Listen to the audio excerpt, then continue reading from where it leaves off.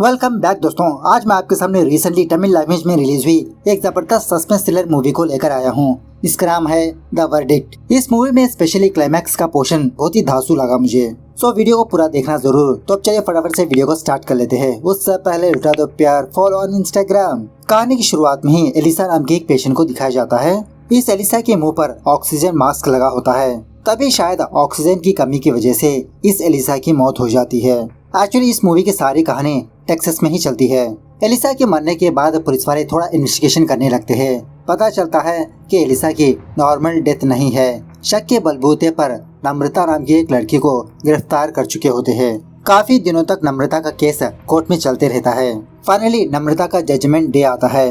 अब इस कोर्ट में तकरीबन 11 जूरी मेंबर्स होते हैं। सारे गवाहों और सबूतों को मद्देनजर रखते हुए जूरी मेंबर्स ये डिसाइड करते हैं कि नम्रता नॉट गिल्टी है। मतलब सारे जूरी मेंबर्स नॉट गिल्टी पर ही अपना वोट देते हैं। लेकिन श्यामा नाम की एक इंडियन लड़की इसके खिलाफ वोट देने लगती है। मतलब जज अपना जजमेंट सुनाने के लिए सिर्फ 15 मिनट ही बचे होते हैं। तो इस समय श्यामा अपना ये डिसीजन बताने लगती है कि नम्रता ने हत्या किया।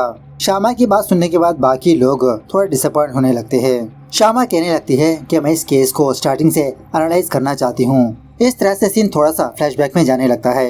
एक्चुअली इस मूवी में काफी सारी बार पास्ट और प्रेजेंट के सीन्स चलते रहते हैं। जब एलिसा का मर्डर का इल्जाम नम्रता पर लगता है, नम्रता और उसका हस्बैंड वरुण माया नाम की एक बहुत बड़े लॉयर के पास जाते हैं। अब नम्रता इस केस में बहुत डरती रहती है क्योंकि एलिसा के सारे घर में इसी के फिंगरप्रिंट्स होते हैं। तो शायद कोर्ट इसके बलबूते पर नम्रता को सजा ना सुना दे। माया फ्रैंकली नम्रता से यही सवाल पूछने लगती है, क्या तुमने एलिसा की हत्या की?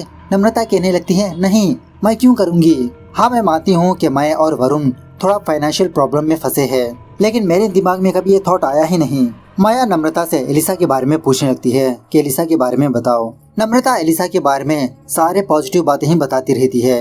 ये भी कहने लगती है कि मैं तो उनके लिए बेटी जैसी थी, वो मुझसे बहुत प्यार करती थी और मैं भी उनसे बहुत प्यार करती हूँ। नम्रता एक और बात भी बताने लगती है कि एलिसा ने मरने से पहले ही अपना एक वीलनामा लिखा था और उस वीलनामे में नम्रता का नाम भी ऐड हो चुका है। मतलब एलिसा ने तकरीबन $150 मिलियन नम्रता के नाम कर दिया। खैर उसके बाद नम्रता का केस कोर्ट पर आता है। इस केस में जेसिका नाम की एक लड़की प्रोसिक्यूशन लॉयर होती है। सो जेसिका जज और जूरी मेंबर्स को यही बताने लगती है कि नम्रता के पास मोटिव था एलिसा को मारने के लिए, क्योंकि इसके नाम पर एलिसा ने $150 मिलियन छोड़कर गई। अगर वो जल्दी मरेगी तभी तो नम्रता को पैसे मिल सकते हैं और ऊपर से नम्रता और वरुण को पैसे की सख्त जरूरत थी। जेसिका एक पुलिस वाले को कटघरे पर बुलाकर इसका बयान बोलने के लिए कहती है। पुलिस वाली कहने लगती है कि हमें इन्फॉर्मेशन मिली थी कि एलिसा की मौत हो चुकी है, लेकिन उसकी नॉर्मल डेथ नहीं है बल्कि किसी ने उसकी हत्या कर दी। ऑटोप्सी रिपोर्ट में ये बात पता चली कि ऑक्सीजन की कमी की वजह से एलिसा की मौत हो गई। जब हम एलिसा के घर पर जाकर थोड़ा इन्वेस्टिगेशन कर रहे थे तो हमको ये बात पता चली कि ऑक्सीजन का गैस सिलेंडर ऑफ था, जिसका मतलब किसी ने जानबूझकर ऑक्सीजन सिलेंडर ऑफ कर दिया एलिसा को मारने के लिए। और इसी तरह उस गैस सिलेंडर के ऊपर नम्रता के फिंगरप्रिंट्स पाए गए। जिस टाइम पर एलिसा की मौत हुई थी उस टाइम नम्रता उसी घर में मौजूद थी। एक्चुअली पुलिस वालों की नजर में 3 सस्पेक्ट्स होते हैं। राफेल जो बटलर का काम करता है, उसके बाद नम्रता, उसका हस्बैंड वरुण। सो पहले पुलिस वाले राफेल को पुलिस स्टेशन पर बुलाकर थोड़ा पूछताछ करने लगते हैं। जब राफेल पुलिस स्टेशन पर होता है अपने एक छोटे से फ्लैशबैक को याद करने लगता है। कुछ दिनों पहले जब राफेल किसी स्टोर पर गया था तो किसी के साइड से राफेल को फोन आता है। राफेल रिक्वेस्ट करने लगता है कि प्लीज मेरी बहन को कुछ मत करो, मेरी फैमिली को कुछ मत करो, मैं तुम्हारे पैसे लौटा दूंगा। 2 हफ्तों में मैं पैसे अरेंज नहीं कर सकता, प्लीज मुझे और थोड़ा टाइम चाहिए। उसी वक्त कोई बंदा राफेल के पीछे आकर इसके कंधे पर हाथ रखता है। वो बंदा कौन है ये हमको बाद में पता चलेगा। उसके बाद पुलिस वाले राफेल के पास आकर कुछ सवालात पूछने लगती है कि उस रात एलिसा के साथ क्या हुआ, उस रात तुम कहाँ पर थे। राफेल कहने लगता है कि मैम उस रात मैं बार पर गया था दारू पीने के लिए और ज्यादा हैंगओवर होने की वजह से मैं डायरेक्ट अपने कमरे पर आकर सो गया। उस वक्त नम्रता भी घर पर मौजूद ही थी। पुलिस वाले पूछने लगती है कि तुम्हारी फाइनेंशियल कंडीशन में कुछ ठीक नहीं है। राफेल कहने लगता है, हाँ मैम, मैं गैम्बलिंग किया करता था। एलिसा मैडम ने मुझे बहुत डांटा, बहुत ही मुश्किल से मुझे वो आदत छूटी, लेकिन अभी भी मेरे ऊपर थोड़ा कर्जा है, मैं धीरे धीरे चुका रहा हूँ उस कर्जे को। पुलिस वाली कहने लगती है, तो अपने कर्जे को मिटाने के लिए तुमने एलिसा को मार दिया। राफेल कहने लगता है, नहीं मैडम, मैं एलिसा मैडम को क्यों मारूंगा, वो तो मेरी माँ जैसी है। अगर मैं मारना चाहता था तो कब का मार देता। 25 साल से मैं एलिसा मैडम के घर पर काम कर रहा हूँ। जरूर उस नम्रता ने ही मैडम को मार दिया। इस तरह से पुलिस वालों को एक इंसिडेंट बताने लगता है। जब से नम्रता एलिसा के घर पर आने जाने लगी, ये बात राफेल को बिल्कुल भी पसंद नहीं आई कि नम्रता एलिसा मैडम के करीब जा रही है। और उसी तरह राफेल को ये बात पता लग चुकी होती है कि एलिसा ने अपने बिल में राफेल का नाम भी ऐड किया।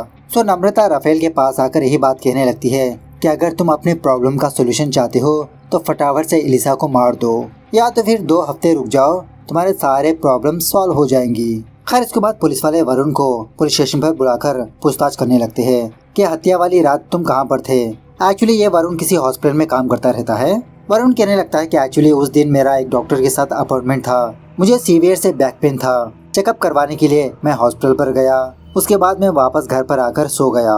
पुलिस वाली कहने लगती है ठीक है, तुम्हारे बैकग्राउंड के बारे में हमने चेक किया, तुमको तो बहुत पैसों की जरूरत है और तुम भी एलिसा के बिल में मौजूद हो। ये सुनने के बाद वरुण शॉक में रह जाता है कि मैडम मुझे इसके बारे में कुछ भी आइडिया नहीं कि मेरा नाम भी बिल में ऐड हुआ है। मतलब एलिसा ने थोड़े पैसे वरुण के नाम भी कर दिया, लेकिन नम्रता ये बात वरुण को नहीं बताती। सब पुलिस वाली यही सारी बातें कोर्ट को बताते हुए कहने लगती है कि सारे सबूत नम्रता के खिलाफ है। इसी शक के बलबूते पर हमने नम्रता को गिरफ्तार किया। उसके बाद प्रेजेंट डे पर श्यामा बाकी जूरी मेंबर्स को यही बात समझाती रहती है कि नम्रता के फिंगरप्रिंट्स घर पर पाया जाना इट्स नॉर्मल। तो शायद इसी बात का फायदा उठाया होगा नम्रता ने। बाकी जूरी मेंबर्स भी अपना अपना पॉइंट ऑफ व्यू बताने लगते हैं कि शक तो राफेल पर भी जाता है, उसके फिंगरप्रिंट्स भी घर पर मौजूद है। जेसिका राफेल को कटघरे में बुलाकर कुछ सवाल पूछने लगती है। राफेल यही कहने लगता है कि एलिसा मैडम मुझे अपना फैमिली मेंबर मानती थी। फाइनेंशियल मामले में हमेशा मेरी राय पूछती थी, मतलब कौन से शेयर्स में कौन से कंपनी में इन्वेस्ट करना है, ये सारी चीजें मुझसे शेयर किया करती थी, एडवाइस लिया करती थी। नम्रता आने के बाद मैडम ने मुझसे ये सारी चीजें डिस्कस करना बंद कर दिया। जेसिका पूछने लगती है कि एलिसा और नम्रता की मुलाकात कब हुई थी, कब क्लोज हुए ये दोनों। राफेल कहने लगता है कि 3 साल पहले उन दोनों की मुलाकात हुई। उसके बाद नम्रता अक्सर घर पर आने जाने लगी। नम्रता एलिसा के कमरे में जाने के बाद उन दोनों के बीच क्या बातचीत होती है मुझे कुछ भी आइडिया नहीं है, मैं बस अपने काम पर बिजी रहता। जेसिका पूछने लगती है कि आपने पुलिस के पास नम्रता के बारे में एक स्टेटमेंट बताया था कि नम्रता ने कहा कि तुम एलिसा को मार दो, उसके बाद सारे पैसे तुम्हारे हो जाएंगे, या तो फिर 2 हफ्ते रुक जाओ, तुम्हारे सारे प्रॉब्लम सॉल्व हो जाएंगे। उसके बाद जब माया की बारी आती है तो माया यही कहने लगती है कि ऑफकोर्स नम्रता हर रोज एलिसा के घर पर आया जाया करती थी। इसका मतलब ये नहीं कि नम्रता ने कत्ल किया। ऑफकोर्स घर पर इसके फिंगरप्रिंट्स पाएंगे ही पाएंगे। और उसी तरह नम्रता ने राफेल के साथ जो बातें कही वो उसने मजाक किया। और वैसे भी नम्रता से पहले राफेल के पास ज्यादा मोटिव था एलिसा को मारने के लिए, क्योंकि राफेल ऑलरेडी कर्जे में डूबा है। गुंडों से राफेल को धमकियां मिलती थी। प्रेजेंट डे पर जूरी मेंबर्स के पास इसी राफेल के बारे में डिस्कशन चलते रहता है। श्यामा कहने लगती है कि अगर राफेल मारना चाहता था एलिसा को तो कब का मार देता, या तो फिर एलिसा के पास से पैसे चुरा लेता, लेकिन इसने ऐसा कुछ भी नहीं किया। वो बहुत ही लॉयल बंदा है एलिसा के लिए। खैर जब कोर्ट का टाइम खत्म होता है तो वरुण एक कॉस्टली कार को देखकर एक छोटा सा इंसिडेंट याद करने लगता है। एक्चुअली नम्रता एक थिएटर एक्टर होती है और उसी तरह वरुण भी जब भी इसको टाइम मिलता कोई प्ले वगैरह करते रहता है। नम्रता को लग्जरी गाड़ियों में घूमने का ड्रीम होता है, लेकिन इन दोनों के पास खुद का घर मौजूद नहीं होता। सो वरुण नम्रता की यही बातें याद करते रहता है इस गाड़ी को देखकर। दूसरे दिन माया नम्रता को कटघरे पर बुलाकर एलिसा और इसका बॉन्डिंग बताने के लिए कहते हैं। मतलब ये दोनों पहली बार कब मिले थे, कैसे शुरू हुआ इन दोनों की फ्रेंडशिप। 3 साल पहले एक दिन नम्रता और वरुण किसी स्टोर पर जाते हैं। उसी स्टोर पर वो एलिसा भी आई होती है और वो भी व्हील चेयर में, मतलब बेचारी चल नहीं सकती। एलिसा के कुछ सामान नीचे गिर जाने की वजह से उन सामान को उठाने की कोशिश करती रहती है। एलिसा की स्ट्रगल को देखकर नम्रता एलिसा के पास आकर इसकी मदद करने लगती है। अब दोनों भी टमिलियंस होने की वजह से काफी सारी बातचीत होने लगती है। इसी दरमियान में नम्रता अपने बारे में एक बात बताने लगती है कि लोगों को शेयर मार्केट के बारे में थोड़ा टिप्स वगैरह देती रहती है। एलिसा अपने नंबर नम्रता को देने लगती है। यह होने के 3 महीनों के बाद एलिसा नम्रता को फोन करके अपने घर पर बुलाया। सच में एलिसा का घर बहुत ही लग्जरियस होता है। एलिसा अपने पर्सनल लाइफ के बारे में कुछ बातें शेयर करने लगती है। एक्चुअली एलिसा इसके हस्बैंड हेनरी की लव मैरिज हुई थी। बहुत सालों पहले पढ़ाई करने के लिए एलिसा यहाँ पर आई थी। उस वक्त पहली बार हेनरी ने एलिसा को देखकर इसको प्रपोज किया। एक्चुअली एलिसा भी हेनरी को लाइक किया करती थी। इन दोनों की जिंदगी अच्छी खासी गुजरने लगी और उसी तरह इन दोनों की कोई भी संतान नहीं हुई। एक दिन जब ये दोनों कहीं पर जा रहे थे तो सडनली एक ट्रक आकर इनकी गाड़ी को कुचल दिया, जिसकी वजह से हेनरी की मौत हो गई और उसी एक्सीडेंट की वजह से एलिसा चल नहीं पाई। मतलब इसके दोनों पैर पैरालाइज हो चुके होते हैं। हेनरी की याद में इसी घर में रहते आ रही है। अब इसी बातों में एलिसा की सांस फूलने लगती है। राफेल फटाफट से एलिसा के पास आकर इसको ऑक्सीजन मास्क पहनाने लगता है। एक्चुअली उस एक्सीडेंट की वजह से एलिसा की लंग्स डैमेज हो चुके होते हैं थोड़ा। कभी कभार सांस लेने में इसको थोड़ा दिक्कत होती रहती है। उसके बाद एलिसा नम्रता को यहाँ पर बुलाने की वजह बताने लगती है। कुछ कंपनी के शेयर्स दिखाकर पूछने लगती है क्या मैं इसमें इन्वेस्ट कर सकती हूँ या नहीं। तो उस दिन से नम्रता एलिसा की मदद करने लगी।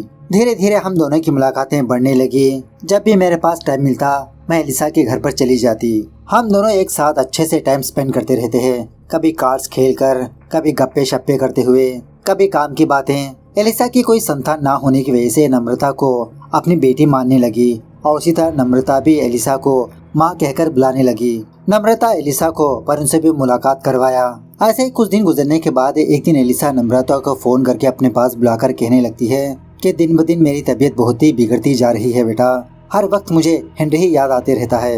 यही इंतजार में हूँ कि कब मैं हेनरी के पास चली जाऊँ। इसी बातों में एलिसा नम्रता को अपना वीलनामा दिखाने लगती है। इस वीलनामे में नम्रता का नाम भी होता है। नम्रता कहने लगती है अरे माँ इसकी क्या जरूरत थी, मैंने कभी आपसे पैसे पूछा?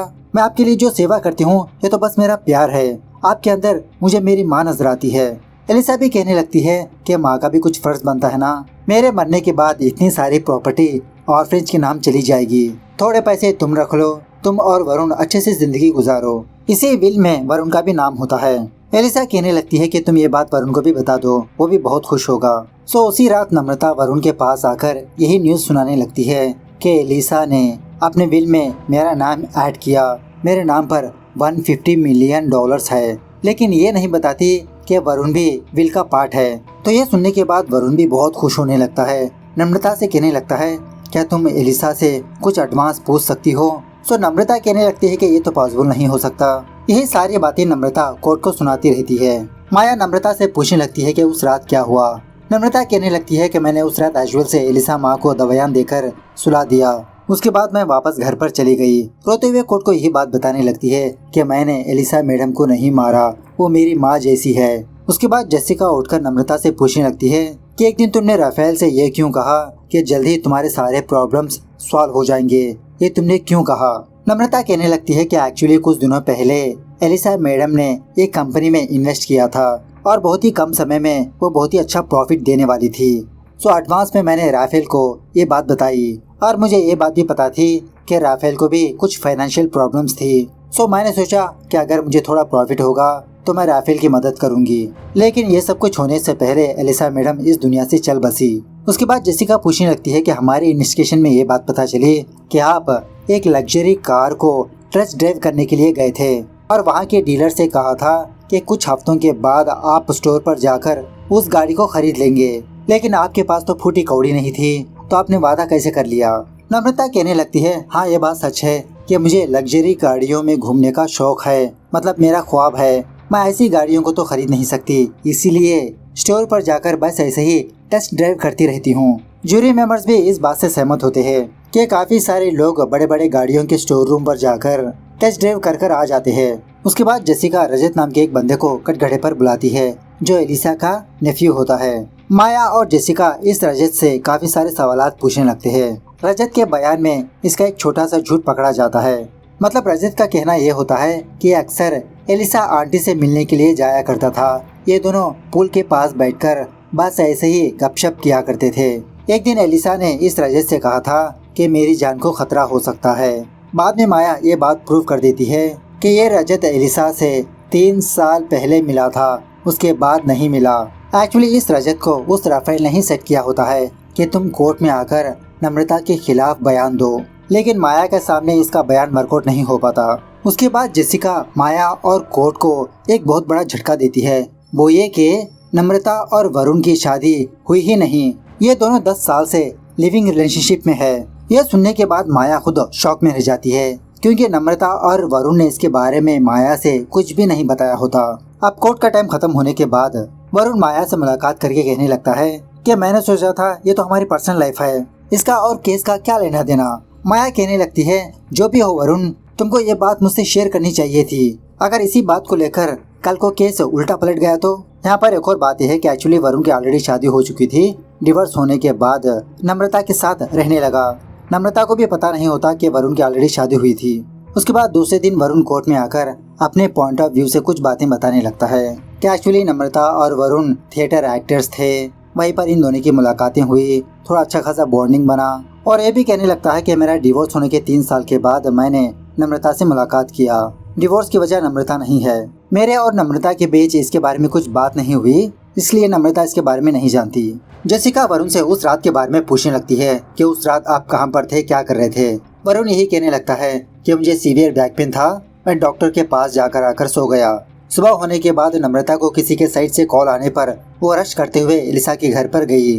जेसिका पूछने लगती है क्या आप नहीं गए। वरुण कहने लगता है मैंने सोचा कि मेरी कोई जरूरत नहीं, अक्सर नम्रता ही अकेले एलिसा के घर पर जाती आती रहती है, मैंने तो कभी कभार गया था बस। सो ये सब कुछ होने के बाद फाइनली जजमेंट का डे आता है। इसी दिन सारे जूरी मेंबर्स किसी रूम में जाकर इसी केस के बारे में दोबारा डिस्कस करने लगते हैं।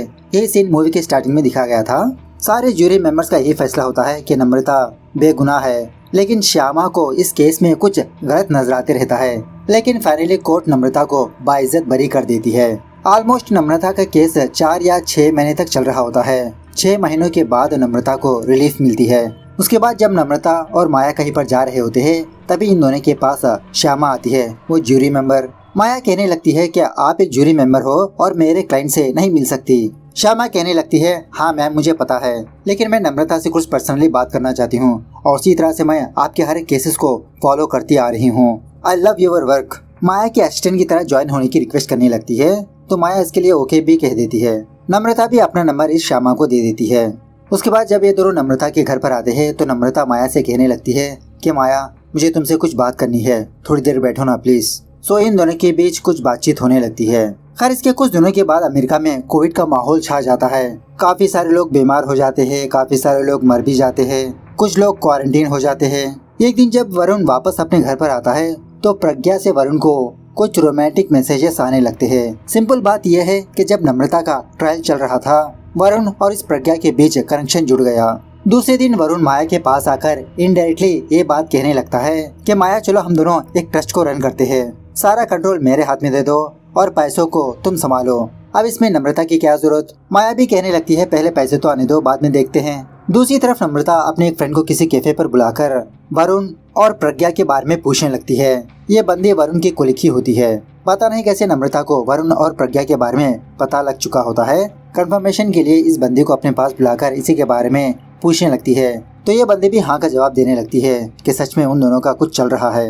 यह सुनने के बाद नम्रता बहुत दुखी होने लगती है। नम्रता वरुण से सच्चे दिल से प्यार करती रहती है, लेकिन वरुण तो पैसों का दीवाना होता है। इस तरह वरुण प्रज्ञा के पास आने पर प्रज्ञा वरुण से कहने लगती है कि वरुण मैं प्रेग्नेंट हूँ, चलो हम दोनों फटाफट से शादी कर लेते हैं। वरुण शौक में रहकर कहने लगता है नहीं नहीं अभी हम शादी नहीं कर सकते, अभी मामला ठंडा नहीं हुआ, तुम अबॉर्शन करवा लो बाद में देखते हैं। प्रज्ञा कहने लगती है नहीं मैं अबॉर्शन नहीं करवाऊंगी, चाहे तुम मुझसे शादी करो या ना करो, अगर हो सके तो तुम नम्रता को मनवा लो, हम दोनों शादी कर लेते हैं। दूसरे दिन वरुण का बर्थडे होने की वजह से नम्रता एक छोटा सा बर्थडे पार्टी अरेंज करने लगती है और इस पार्टी पर नम्रता जानबूझकर उस प्रज्ञा को भी बुलाती है। पार्टी खत्म होने के बाद काफी सारे लोग चले जाते हैं। वरुण नम्रता से कहने लगता है कि वेदर बहुत ही अच्छा है, चलो एक छोटी सी वॉक पर चलते हैं। नम्रता कहने लगती है अरे यार मुझे तो घर साफ करना है। अब वहीं पर माया भी होने की वजह से वरुण से कहने लगती है चलो तुम्हारे साथ मैं आती हूँ। इस तरह से ये दोनों वॉक पर चले जाते हैं। नम्रता बालकनी के पास प्रज्ञा को रोते हुए देखकर इसके पास आती है। मतलब प्रज्ञा को ये बात पता लग चुकी होती है कि नम्रता वरुण और इसके बारे में ऑलरेडी जानती है। नम्रता से बहुत सॉरी बोलने लगती है। नम्रता भी कहने लगती है इट्स ओके। खैर दूसरे दिन वरुण माया के पास आता है और वरुण के बातों से माया को ये बात पता चलती है कि एक्चुअली वरुण नम्रता को छोड़ना चाहता है इसके पास से थोड़े पैसे हासिल करके, क्योंकि नम्रता अब इसके लिए बोरिंग हो चुकी है। इसी कोशिश में लगा रहता है। इसी बातों ही बातों में वरुण हल्के से माया पर पे लाइन मारने लगता है। दूसरे दिन वरुण नम्रता के पास आकर कहने लगता है कि नम्रता तुम्हारे नाम पर वो जो $20 मिलियन की प्रॉपर्टी है ना, क्या हम वो प्रॉपर्टी राफेल के नाम कर दें? मतलब एलिसा मरने के बाद बेचारे को थोड़ा कम शेयर मिला ना। तो नम्रता बिना हिचकिचाए कहने लगती है, ठीक है, तुम डॉक्यूमेंट्स रेडी कर दो। उसके बाद वरुण अपने हॉस्पिटल पर आकर प्रज्ञा से बात करने की कोशिश करने लगता है, लेकिन प्रज्ञा इससे बात ही नहीं करती। थोड़ी देर के बाद नम्रता प्रज्ञा के पास आती है, वही कोविड का वैक्सीन लगवाने के लिए। वरुण ने ऑलरेडी इसका अपॉइंटमेंट रेडी कर चुका होता है। नम्रता को वैक्सीन लगाने के बाद ये कहने लगती है कि अगर तुमको बुखार या खांसी वगैरह हो तो फटाफट से हॉस्पिटल पर आ जाओ, या तो फिर मुझे कॉल कर लो, थोड़ा सा साइड इफेक्ट तो होगा। शॉकिंगली उसी रात नम्रता थोड़ा बीमार हो जाती है। वरुण को फोन करके इसी के बारे में बताने पर वरुण घर के पास एम्बुलेंस को भेजता है। दूसरे दिन ही वरुण की फ्रेंड वरुण को फोन करके कहने लगती है कि नम्रता कोविड पॉजिटिव निकल कर आई। अच्छा इसी में है कि तुम भी अपना टेस्ट करवा लो। और उसी तरह नम्रता के बॉडी के अंदर इन्फेक्शन ज्यादा फैल चुका है, ऊपर से वो स्मोकिंग भी करती है। और कुछ दिन गुजरने के बाद नम्रता मर जाती है। डॉक्टर्स वरुण को नम्रता की डेड बॉडी के पास भी नहीं लाते, जेसीबी से खुदाई करके उसकी डेड बॉडी को दफना भी देते हैं। नम्रता इस दुनिया से जाने के बाद माया वरुण के क्लोज होने लगती है। उसके बाद एक दिन वो श्यामा राफेल से मुलाकात करके ये पूछने लगती है, क्या हमारे क्लाइंट वरुण ने तुमको $20 मिलियन दिए? राफेल कहने लगता है, हाँ दिए, उसने मुझको देना ही था। श्यामा राफेल को हल्के से धमकाकर सच पूछने लगती है कि आखिरकार वरुण ने तुमको $20 मिलियन क्यों दिया? डर के मारे राफेल इस श्यामा को कुछ सच्चाई बताने लगता है। क्या बताता है ये हमको बाद में पता चलेगा। दूसरी तरफ वरुण और माया एक दूसरे के साथ अच्छा सा टाइम स्पेंड करते रहते हैं। बातों ही बातों में माया वरुण से इसी एलिसा के केस के बारे में डिस्कस करने लगती है। उसी तरह राफेल के बारे में भी। आपको याद है ना, एक दिन राफेल जब बाहर था तो कोई बंदा राफेल को फोन करके डांटने लगा था, पैसे मांगने लगा था। राफेल रिक्वेस्ट करने लगा था कि मैं तुमको जल्द ही पैसे वापस कर दूंगा, मेरी बहन को छोड़ दो। उस वक्त एक बंदा राफेल के पीछे आया था ना, वो बंदा और कोई नहीं वरुण ही था।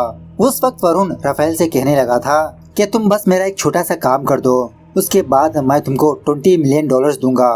वो काम ये है कि तुम नम्रता को अक्यूज बना दो और आज रात एलिसा के कमरा का दरवाजा ओपन करके सो जाओ, बाद में सब कुछ मैं देख लूंगा। सो अपने वादे को पूरा करने के लिए वरुण नम्रता के पास से 20 मिलियन की प्रॉपर्टी लेकर राफेल को दे दिया।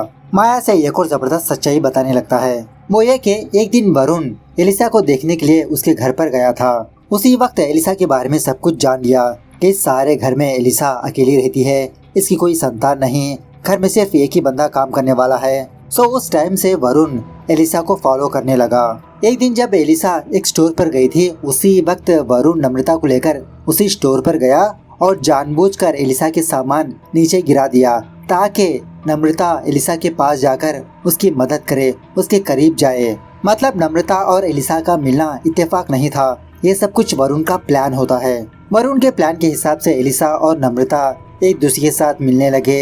एक दिन वरुण एलिसा के वील नामे की कॉपी देखने के बाद इसको ये बात पता चलती है कि वील नामे में इसका भी नाम मौजूद है। सो तब जाके वरुण राफेल से मुलाकात करके ये कहा कि तुम दरवाजा ओपन रखो। लेकिन उस रात राफेल दारू पीकर वापस अपने कमरे में जाकर सो गया।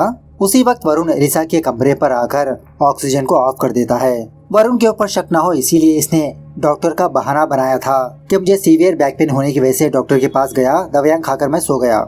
एक और शॉकिंग बात बताने लगता है कि वरुण ने ही नम्रता को मार दिया। मतलब हॉस्पिटल में जिस बंदे को कोविड होता है उसकी नीडल हासिल करके प्रज्ञा के कमरे में जाकर एक्सचेंज कर देता है। कोविड इन्फेक्शन की वजह से बेचारी नम्रता मर जाती है। तभी हमको ये बात पता चलती है कि वरुण की सारी बातें माया ने अपने फोन में रिकॉर्ड कर लिया है और ये सारी रिकॉर्डिंग्स नम्रता को सेंड कर देती है। मतलब नम्रता मरी नहीं होती। उसके बाद सीन थोड़ा फ्लैशबैक में जाने लगता है। जब नम्रता बाइज्जत बरी होकर अपने घर वापस आई थी ना, उस वक्त माया से कुछ बातें की थी। उस रात क्या हुआ वो माया को बताने लगती है। एक्चुअली उस रात नम्रता एलिसा के साथ ही थी। जब नम्रता बगल वाले कमरे में गई थी तो उसी वक्त एलिसा की तबीयत बिगड़ जाती है और उसकी डेथ भी हो जाती है। मतलब एलिसा की नेचुरल डेथ होती है। नम्रता जब एलिसा के कमरे में आती है तब तक एलिसा मर चुकी होती है। बेचारी बहुत फूट फूट के रोने लगती है। वरुण को फोन करती है, राफेल को फोन करती है, लेकिन कोई भी फोन पिक नहीं करता। उसी वक्त नम्रता ये दिखती है कि वो वरुण एलिसा के कमरे पर आकर ऑक्सीजन सिलेंडर को ऑफ कर दिया। नम्रता यही सारी बातें माया को बताकर कहने लगती है कि वरुण को उसके किए की सजा मिलनी चाहिए। इस तरह से नम्रता, माया, श्यामा सारे लोग मिलकर जबरदस्त प्लान करने लगते हैं वरुण को फंसाने के लिए। इसके प्लान के हिसाब से माया धीरे धीरे वरुण के करीब आती है। ये लोग अपने प्लान में राफेल को भी शामिल कर लेते हैं। अब एक दिन वरुण प्रज्ञा के पास आया था ना। प्रज्ञा ने अपने कैबिन का सीसीटीवी फुटेज देखकर ये पता कर लिया कि वरुण ने नीडल्स को एक्सचेंज कर दिया। वरुण को शक ना हो, नम्रता ने मरने की एक्टिंग की। उसके बाद क्या था, प्रेजेंट डे पर पुलिस वाले वरुण के पास आकर इसको गिरफ्तार कर लेते हैं। इस तरह से ये मूवी यहाँ पर दी एंड होती है। सो मूवी कैसे लगी कमेंट करके बताना जरूर। मिलते हैं अगली वीडियो में, तब तक take care, bye bye, see you soon.